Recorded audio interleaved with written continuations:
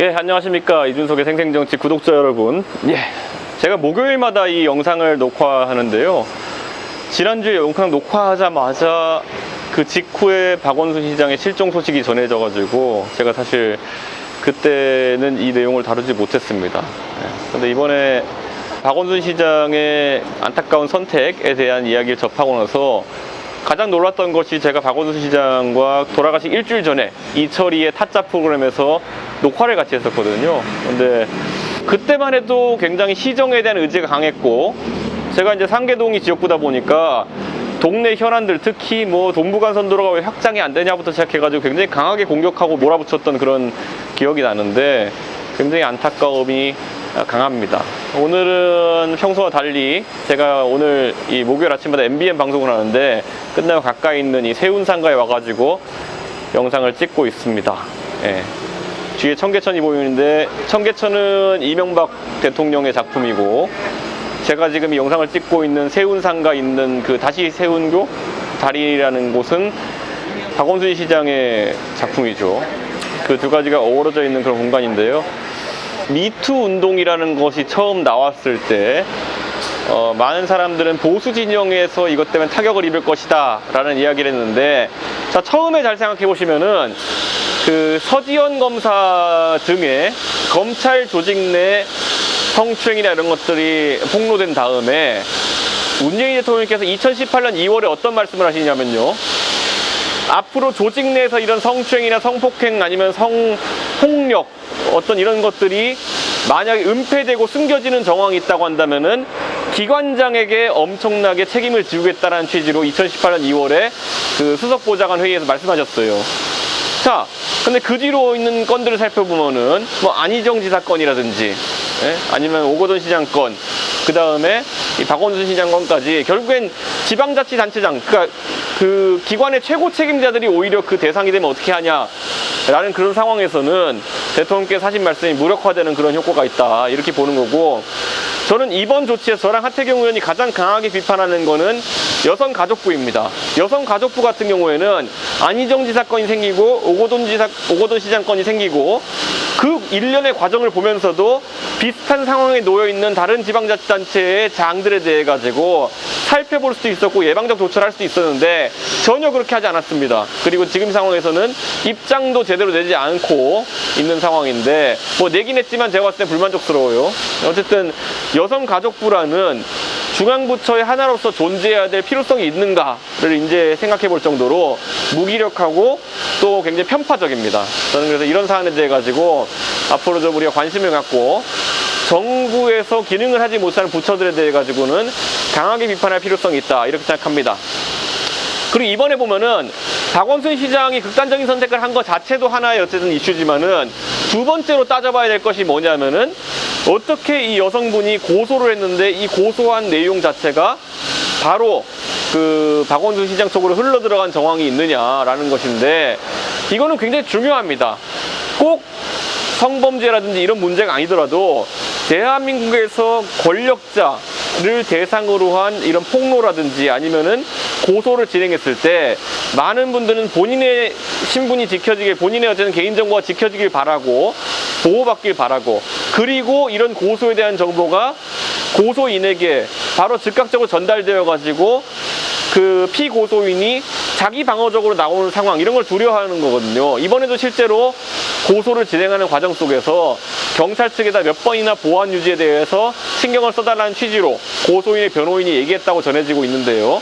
그럼에도 불구하고 이렇게 그 고소가 진행되는 과정에 바로 정보가 새나간 정황이 있다는 거는 공익제보를 하는 분들이든 아니면 이런 성폭력 피해를 뭐 고소하는 분들이든 간에 이거 고소를 하면 안 되겠네라는 불안감이 들 정도로까지 이제 이렇게 정보 유출이 됐다는 거 좀 심각하게 좀 다뤄야 되지 않나, 이렇게 생각하고요. 자, 정보가 어떻게 유출되었냐는 두 가지의 경우가 있습니다. 자, 먼저 경찰에 갔더니만 경찰에서 지방경찰청장에 보고를 했겠죠. 지방경찰청장이 경찰청에 보고를 했을 것이고, 그게 청와대에 당연히 보고가 돼야겠죠. 행안부에도 가야 되는 것이고, 이거는 보통 우리가 뭐라고 하냐면은 개선상의 보고라고 합니다. 당연히 보고해야 될 보고 체계에 따라서 보고가 되는 것이에요. 그러니까 개선상에서 위로 올라가는 보고는 항상 아무 문제가 없습니다. 근데 위로 올라가는 보고가 옆으로 샌다든지, 그러니까 보고를 받으면 안 되는 사람이 옆에서 보고를 받는다든지, 아니면은 밑으로 내려가가지고 전파가 되는 경우에는 굉장히 큰 문제가 생기는 거거든요. 저는 이번에 그래가지고 경찰과 청와대의 개선상의 보고가 올라가는 거는 전 당연히 올라갔을 거라 보고 전혀 문제가 안 된다. 근데 옆으로 새거나 밑으로 흐르는 정황이 있으면은 이거는 정부의 기강 회의다.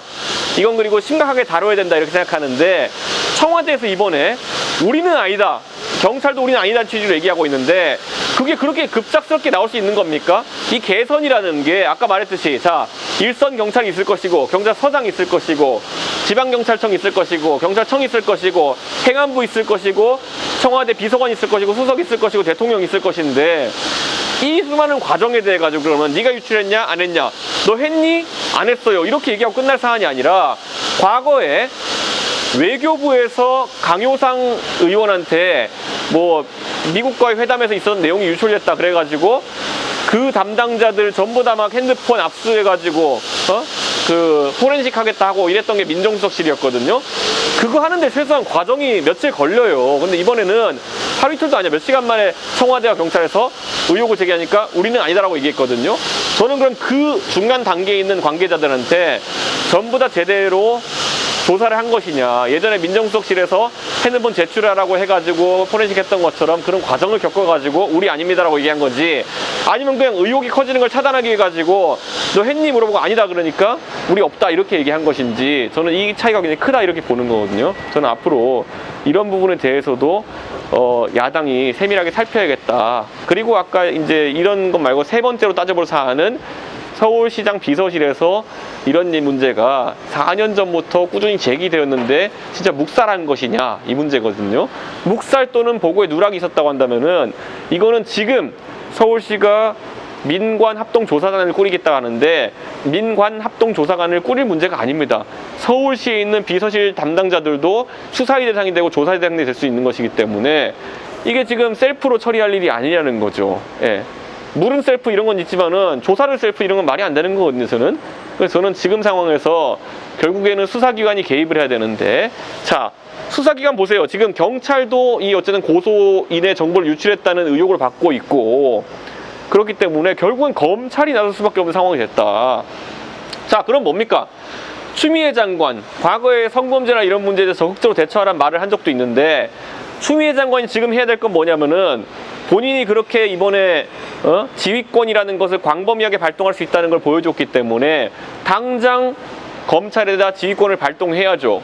이 사안에 대해 가지고 적극적으로 수사하고 조사해라.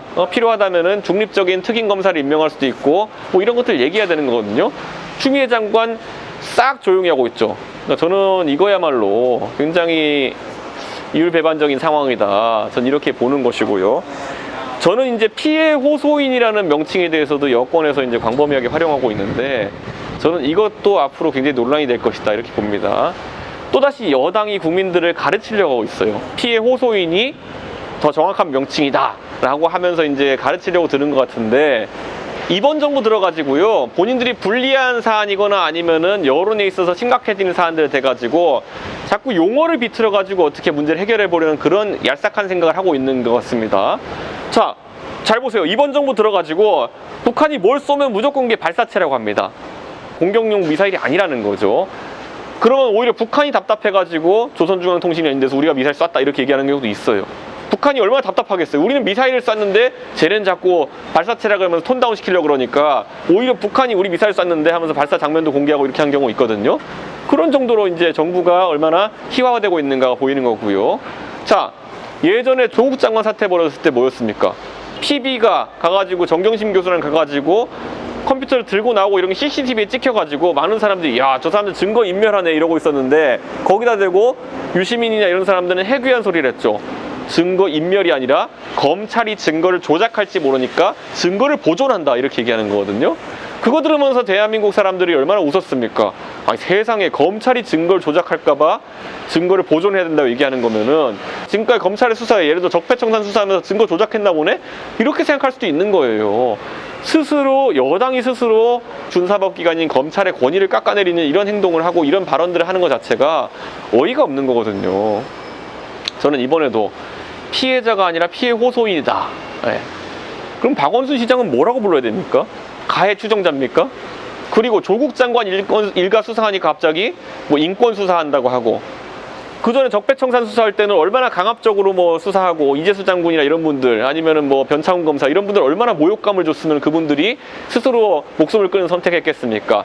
그 전까지는 아무 생각 없다가 자기들 수사하기 시작하니까 인권 수사해야 된다 뭐 이런 얘기하고. 그러니까 이 사람들은 내로남불이라고 하는 것들이 기본 장착된 사람들일 뿐이지, 애초에 인권 문제나 이런 거에서 철학적인 고민이 있던 사람들이 아니에요. 예. 철학적인 고민이 있었다면은 문재인 정부 집권한 다음 날부터 가가지고 선언을 했어야죠. 아, 이제 검찰은 피의 사실 유포하면 안 되고, 예? 수사 과정에서 어떤 정보도 나가게 하면 안 되고, 이런 인권 수사의 원칙을 준용해야 되는 것이고, 앞으로 피해자가 발생해도 혐의가 확정되기 전까지는 피해 호소자 아니면 가해 추정자 뭐 이런 용어를 쓴다든지 이런 게 있어야 되는데, 그게 아닙니다. 본인들이 불리한 주제가 나타나면은 갑자기 인권 최우선 과제가 되고 이런 식으로 돌변하는 사람들, 이런 사람들이 우리나라의 지금 집권 세력이라는 것이 얼마나 골 때립니까? 저는 앞으로 참 가짜있지도 않다 이런 생각을 하게 됩니다. 그리고 또 살펴보면요, 요즘 이 사람들이 부동산 문제에 대해서 하는 말들 한번 짚어보자면요, 드디어 여당이 공급 대책이라고 해가지고 내놓기 시작했습니다. 그린벨트 해제를 여러 정부의 주체들이 언급하기 시작했거든요. 자, 그린벨트 해체를 공급 대책으로 내세우는데, 원래 야권에서 그린벨트 해제와 재건축 활성화를 얘기했었거든요. 근데 그린벨트만 화답하는 건 뭐냐면은 재건축 완화는 안 하겠다는 겁니다. 자, 그런데 지금 상황에서 그린벨트를 푼다고 했을 때, 자, 노원구에 그린벨트가 많다고 계속 이렇게 기사가 나가고 있는데요. 자, 저희 동네 노원구에 그린벨트가 어딨냐, 면적의 25%다 뭐 이런 식으로 나오고 있는데, 당연하죠. 왜냐하면 노원구에는 북쪽으로는 수락산이 있고 동쪽으로는 불암산이 있으니까. 그러다 불암산 정상의 왼쪽은 다 노원구요, 수락산 정상의 아래쪽은 전부 다 노원구이기 때문에 산의 절반씩이 다 들어가 있기 때문에 넓어 보이는 거죠. 근데 우리가 뭐 수락산 정상에 아파트 세울 것도 아니고, 결국은 굉장히 노원구의 그린벨트 중에서 활용할 수 있는 영역이 굉장히 좁거든요. 근데 이런 것들 풀어가지고 주택 공급할 수 있는 거 얼마 안 됩니다.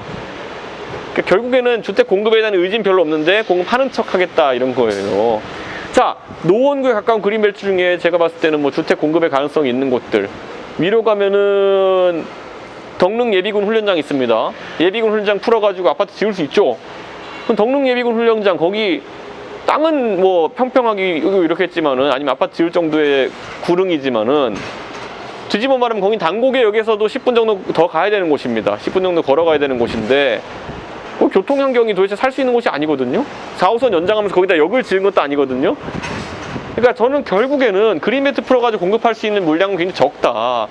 그리고 지금 시점에는, 자, 노원구와 의정부의 경계선 사이에 아파트를 만든다 해가지고, 그게 의정부 밀락동이나 아니면 양주에 있는 신도시, 덕정 신도시 이런 것보다 결코 생활 환경이 나은 것도 아니에요.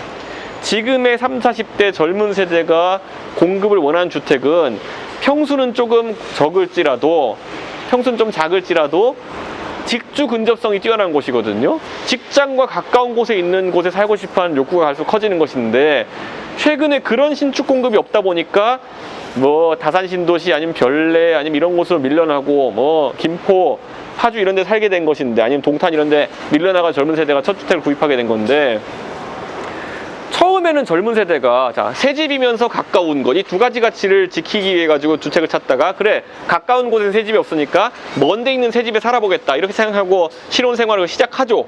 동탄이나 아니면은 뭐 저기 파주나 아니면은 김포나 이런 데 가서 시작하죠. 그런데 한 3, 4년 살아보고 또 직장에 안정적으로 이제 다니는 사람들은 돈도 좀 생기고 이러다 보니까, 야, 이제 조금이라도 서울에 가까운 곳에서 살고 싶다. 하루에 광역버스 타고 1시간 반씩 와가지고 또 갈아타가지고 30분, 2시간씩 출퇴근하기 싫다. 이런 생각하는 사람들이 지금 서울에 집을 사고 싶어하는 주요 수요인데, 이 사람들 입장에서는 그린벨트 풀어가지고 예를 들어 뭐 내곡동, 세곡동, 아니면 뭐 의정부 가까운 뭐 노원구 끝자락, 이런데 주택을 새로 공급한다 해가지고, 야, 거기가 지금 사는 동탄보다 더 좋으니까 이사하자 이러지 않을 거거든요. 수요가 없어요, 그런 것들에 대해 가지고는. 예? 그런 상황 속에서 꼭 그런 그린벨트 풀겠다는 얘기만 하고 있는 거는 진짜 이 사람들이 굉장히 정치공학적으로 이 사안을 보고 있는 것이 아닌가. 일반적으로 예를 들어 도심이 재개발되어 가지고 신축 주택이 들어오게 되면은 경제적인 여력이 좀 더 있는 사람들이 들어오게 되고, 그렇기 때문에 지역구별로 민주당이 혹시 표심에 있어 가지고 불리해지는 것 아니냐, 이런 얘기를 하는 호사가들이 있어요. 진짜 그런 의심을 받고 싶어 하는 게 아닌 이상 저는 주택정책을 이렇게 말도 안 되게 가져갈 수 없다, 이렇게 보는 겁니다. 서울에 보면요, 동부간선도로 제가 몇 번이나 언급했지만은 어떻게 경부고속도로는 2년 반 만에 지었는데 서울에서 부산까지 이놈의 동부간선도로는 한 차선 확장하는데 13년이 걸리는 것이냐. 기술적인 문제도 아니고 이거는 그냥 정책적으로 돈을 안 넣은 거거든요, 공사비를. 이건 왜 나올 수밖에 없느냐. 많은 사람들이 얘기하는 것이 상계동이 교통이 좋아지면은 상계동이 뭐 부동산 경기가 더 활성화되고 그렇게 돼서 재건축이 되고 이렇게 되면은 상계동의 서민 주거지로서의 대표성보다도 조금 더 고급화된 주거지가 되면은 민주당이 표심에 불리한 거 아니냐, 뭐 이래버리는 사람들이 있어요. 믿거나 말거나.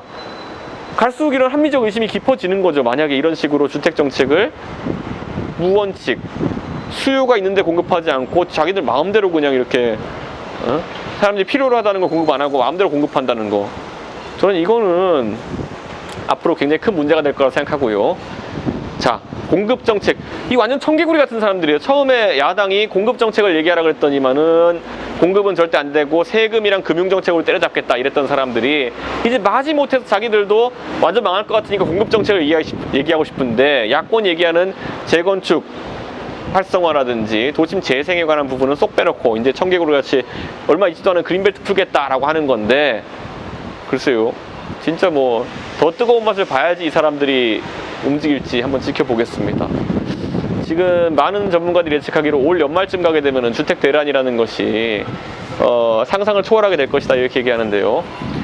한번 두고 보시자고요. 이제 어떻게 되는지. 지금 또 종부세 만지작거린다 이런 얘기하고 있는데, 자, 종부세는 많은 분들이 아시겠지만은 세대별 과세가 아니라 인별 과세입니다. 인별 과세. 그렇기 때문에 종부세가 가속화되면은 가장 먼저 나오는 게 뭐냐면은, 자, 비싼 고가 아파트를 5대5 지분으로 부부 증여하는 경우가 생길 겁니다. 그렇게 해서 세금을 회피하려는 경우가 생길 거고요. 자, 인별과세니까요. 그러면은 가족들 대상으로 다 지분을 나눌 수 있습니다. 자식이 둘 있으면은 4분의 1 지분씩, 부부와 자식들이 해가지고 4분의 1 지분씩 가져가가지고 종부세를 회피하려고 할 수 있습니다. 어떤 식으로든지 조세라는 것은 조세 저항을 부르게 되고 회피를 하게 됩니다. 그게 더 실효적인 과세가 되기 어렵게 되면은 나중엔 또 이제 보면은 또 더 강한 세대 대책을 만들어야 되는 것이고, 그런 어떤 부부간 증여나 아니면은 실제로 자식에게 증여하기 어려운 그런 위치에 있는 사람들만 또 그 세금 정책의 피해를 입는 겁니다. 그러니까 이게 정작 이렇게 조세 정책으로 때려잡으려고 그러잖아요.